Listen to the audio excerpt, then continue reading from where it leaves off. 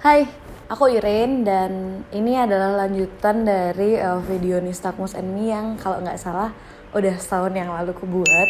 Tapi waktu itu, uh, jadi waktu itu aku udah sempat buat bikin video, cuman memorinya ke format jadi hilang. Jadi 1 tahun kemudian aku mencoba untuk membuat videonya lagi. Nah, di video ini aku mau jelasin tentang nistagmus dan low vision yang ada di aku. Sebelum ke sana, mungkin aku bakal jelasin dikit tentang apa itu nistagmus dan apa itu low vision. Jadi kalau nistagmus itu adalah kita cari ya di Google ya. Nistagmus adalah Oke, nah ini yang keluar paling atas itu adalah dari Detik Health. Jadi nistagmus itu adalah sebuah gerakan gelisah dari mata. Gelisah. Oke, kita ganti sumber. Kalau misal yang dari Alo Dokter itu, dia menjelaskan kalau gejala khas nistagmus adalah gerakan bola mata yang cepat dan tidak terkendali. Nah, maksudnya tidak terkendali itu apa sih? Tidak terkendali itu ketika misal kalau mau ngelihat ke arah kanan kan kita gerakin nih ke kanan, ke kiri gitu, ke atas, ke bawah kayak gitu. Nah, kalau misal tidak terkendali itu, jadi matanya tuh goyang sendiri tanpa secara sadar kita gerakin. Kayak gitu. Jadi kalau misal yang di aku tuh kayak gini. Nah, jadi gerakannya tuh ke kanan ke kiri. Nah, waktu aku kecil gerakannya tuh jauh lebih cepat dibanding yang sekarang. Jadi kalau misalnya yang sekarang tuh cuma sekedar ke kanan ke kiri, dan itu pun jadi kenceng kalau dalam kondisi capek. Jadi kalau dalam kondisi normal nggak terlalu yang sampai zzz gitu. Nistagmus sendiri itu ada 2 jenis. Jadi yang pertama itu ada infantile nystagmus syndrome, yang kedua itu ada acquired nystagmus. Nah, bedanya apa sih? Yang pertama itu infantile nystagmus syndrome atau disingkat INS ya.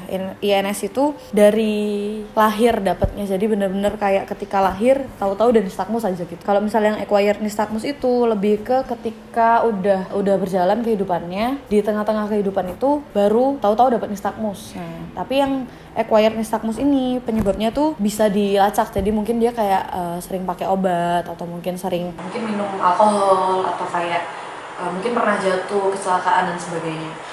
Nah, kalau yang di aku itu kasusnya adalah yang infantile nystagmus syndrome. Nah, infantile nystagmus syndrome ini kalau misal di Alo Dokter tuh dijelasin. Jadi kondisi infantile nystagmus syndrome ini nggak bisa disembuhin atau dikoreksi pakai apapun. Misal kayak operasi gitu ya, di laser nggak bisa. Nah, itu yang bisa itu cuman ada kondisi di mana orang-orang yang nystagmus itu dia tilt their head agak miring gini supaya bisa melihat lebih baik. Nah, itu bisa dibenerin jadi supaya dia itu istilahnya kepalanya tuh nggak miring tapi lebih lurus kayak gitu. Itu doang. Tapi untuk kemampuan melihatnya tuh nggak bisa dibenerin sama sekali gitu. Nah, kalau aku sejak kapan sih aku istilahnya tahu kalau matanya ini goyang-goyang dan istilahnya kayak kondisinya tuh beda sama yang lain gitu.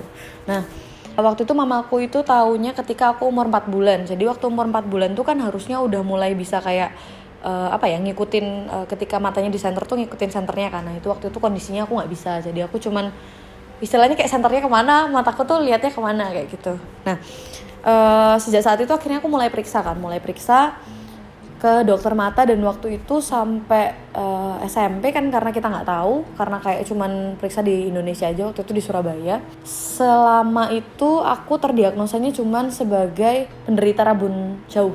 Jadi pakai kacamata, terus minusnya juga lumayan banyak, cuman nggak yang sampai harus periksa banget gitu. Nah, ini kalau misal dari yang kondisi terkini itu, minusku tuh yang kanan itu 7,5, yang kiri itu 6,5. Buat silindernya yang kanan itu 2,25, untuk yang kiri itu silindernya 1. Nah, ini buat minusnya sebenarnya nggak terlalu yang gede banget gitu, karena ternyata aku baru tahu kalau ada minus yang sampai di atas 10, jadi kayak 12, 17 gitu, dan itu ternyata ada. Wow. Terus habis itu waktu berjalan kan SMP, waktu itu sempet periksa ke Singapura. Jadi waktu itu di Singapore National Eye Center, kalau nggak salah di Elizabeth Hospital ya. Nah, itu di sana dia jelasin waktu udah periksa tuh beberapa hari gitu, kayak ya harus bolak-balik ke sana. Waktu itu dia jelasin, so the brain is quite big, jadi kayak otaknya tuh lumayan gede. Kalau diibaratin lampu, ini tuh sumber daya listrikku itu gede dan harusnya bisa buat nerangin lampu yang bisa terang banget kayak gitu. Tapi kondisinya dari sumber listrik ke lampu ini, kabelnya tuh pendek. Jadi dia kayak kesannya ketika si lampu ini berusaha untuk semakin terang, kabel ini tuh kayak ketarik-tarik gitu loh, karena dia pendek kan, jadi dia tegang gitu. Nah, kondisi inilah yang akhirnya menyebabkan si mata ini bisa goyang-goyang. Nah, waktu itu Aku belum tahu sih namanya nistagmus, dan waktu itu SMP kan, jadi kayak cuman kesimpulan dari hasil periksa di Singapura itu memang matanya nggak bisa diapa-apain, dan kalau pakai kacamata nggak akan terlalu ngefek buat nambah ataupun ngurangin minus. Tuh, oke, waktu berjalan kan, ketika waktu udah berjalan, kuliah akhirnya sampai di momen dimana aku kayaknya udah waktunya ganti kacamata gitu. Waktu itu aku ngecek di optik, jadi cuma di optik kayak biasanya gitu. Soalnya waktu yang sebelumnya juga ngeceknya di optik gitu. Waktu itu aku mikirnya mulai serius, yang kayak aku mulai pakai aplikasi yang ikonnya kecil-kecil. Jadi aku butuh yang bener-bener kalau ngeliat tuh harus agak jelas gitu. Nah, waktu sebelum-sebelumnya aku kalau cek mata tuh kayak kadang aku hafalin gitu hurufnya. Jadi kalau misal B, F, H, A gitu. Terus kayak waktu dokternya tanya, kebaca nggak? Kebaca gitu. B, F, H, A. Padahal sebenarnya ya burem gitu. Ya burem. Cuman kayak biar nggak terlalu kelihatan aneh aja gitu loh. Kayak karena kalau di pikiranku dulu itu ketika seseorang pakai kacamata yang tebel banget tuh kayak sangat nggak normal gitu. Yang aku 6 sama 7 aja tiap kali ditanya tuh pasti orang-orang tuh kayak wah tebel banget pokoknya, intinya kayak gitu. Nah, akhirnya aku mutusin buat ya udahlah terserah minus berapapun juga nggak apa-apa gitu. Yang penting aku bisa melihat dengan benar gitu. Oke, ceklah ke optik akhirnya kan. Waktu cek di optik itu dari minus 3 ke 4 gitu, kerasa jelas kayak 4 ke 5 makin jelas, 5 ke 6 makin jelas, 6 ke 7 makin jelas. Waktu di atas 7 itu nggak ada perubahan apapun, jadi kayak nggak ada, ya buremnya tuh tetap gitu loh, persenan buremnya tuh tidak semakin jelas kayak gitu. Akhirnya yang periksa tuh kayak agak kaget gitu, terus kayak coba cek ke dokter mata aja gitu, terus dikasih rujukan akhirnya aku periksa ke rumah sakit mata Undaan waktu itu. Nah, waktu di rumah sakit mata Undaan ini dibilang kalau misal ini ada nistagmusnya ya, so kayak apaan nistagmus, kayak what gitu, kayak oh iyain aja dulu karena nggak ngerti kan. Nah, terus habis itu dia bilang sama ada low visionnya juga gitu. Nah, low visionnya ini cuman bisa 20% ya gitu.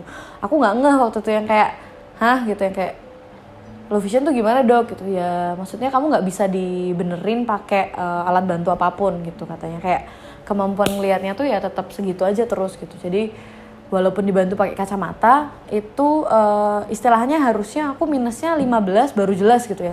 Nah, kemampuan mataku cuma bisa di minus 7 kayak gitu. Terus habis itu waktu tahun ini kalau nggak salah itu sempat buat cek lagi, jadi kayak buat apa ya namanya, update gitu. Waktu aku update, dokternya tuh jelasin. Jadi kalau misal standarnya seseorang bisa dibilang low vision tuh sebenarnya kan ada yang namanya BFCA. Jadi BFCA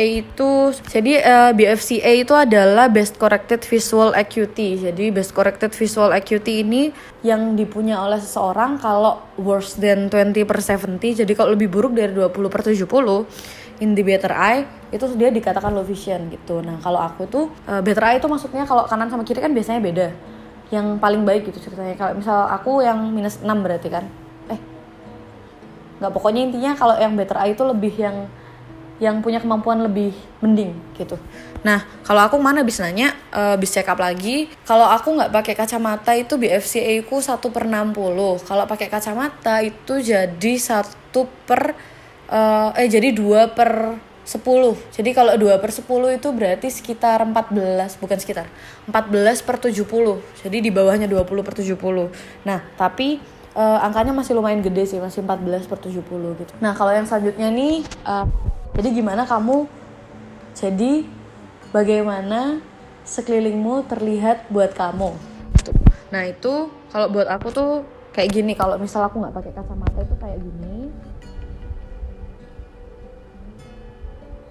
Nah, kalau misal pakai kacamata itu jadi kayak gini. Nah, contohnya tuh kayak gitu. Nah, kalau aku biasanya karena memang sudah terbiasa dari kecil udah kayak gini, jadi sebenarnya nggak kerasa burem-burem banget.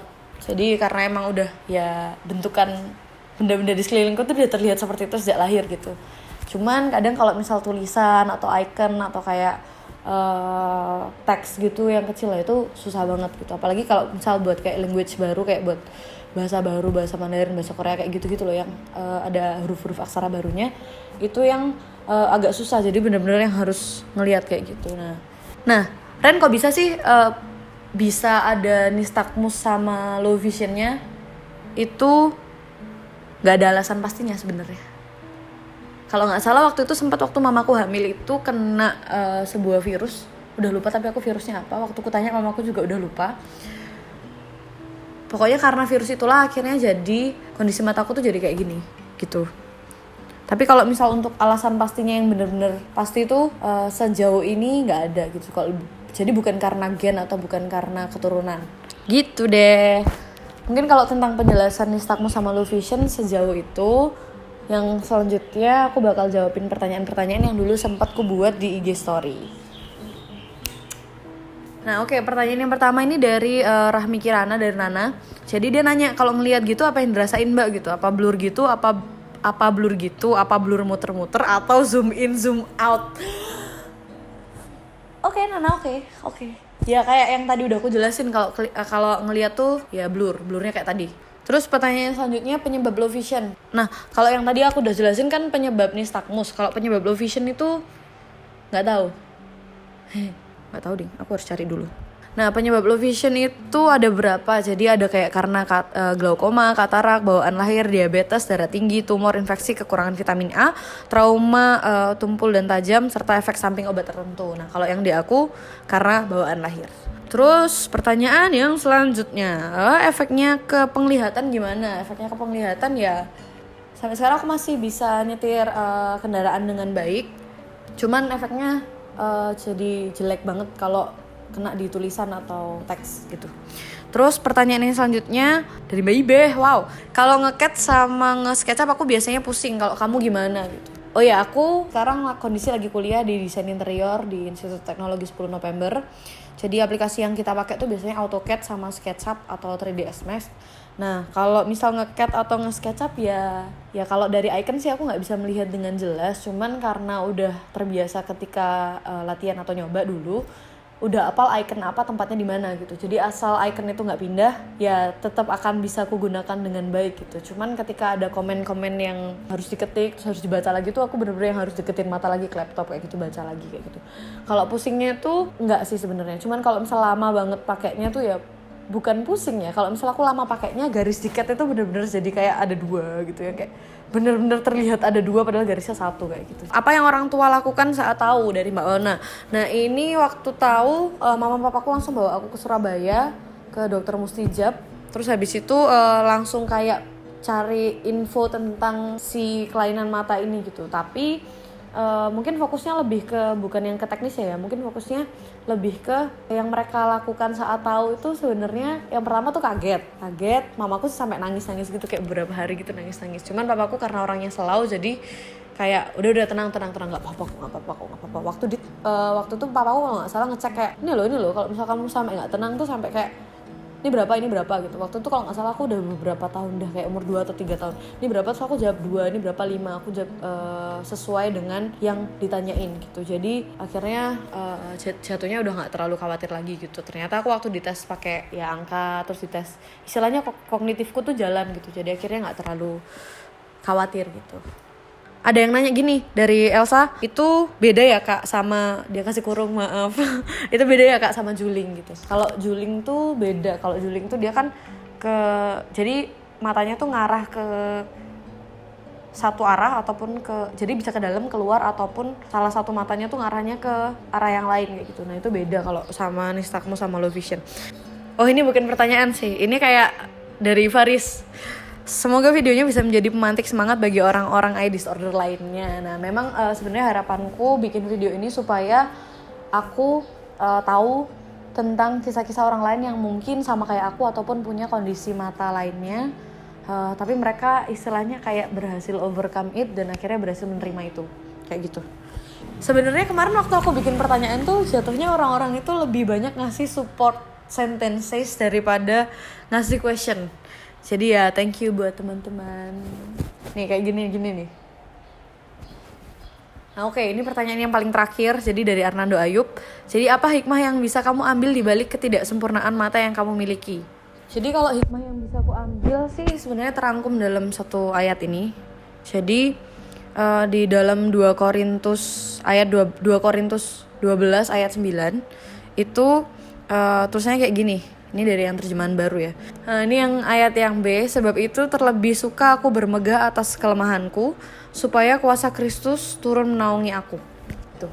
Jadi kalau dari aku, hikmah yang bisa aku ambil adalah dari kelemahanku aku bisa cerita ke orang lain, aku bisa support orang lain yang mungkin mengalami kondisi yang sama ataupun mengalami, mungkin kondisinya bisa beda, tapi istilahnya dia butuh dengar cerita dari orang lain yang tahu istilahnya kelemahannya tuh batasannya sejauh apa, kayak gitu.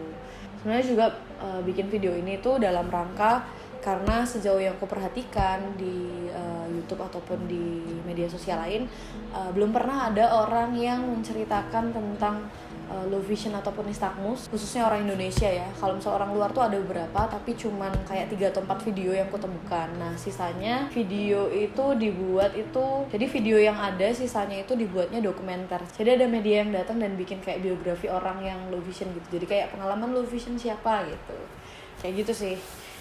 Mungkin itu aja, sampai jumpa di video Nystagmus and Me selanjutnya. Thank you.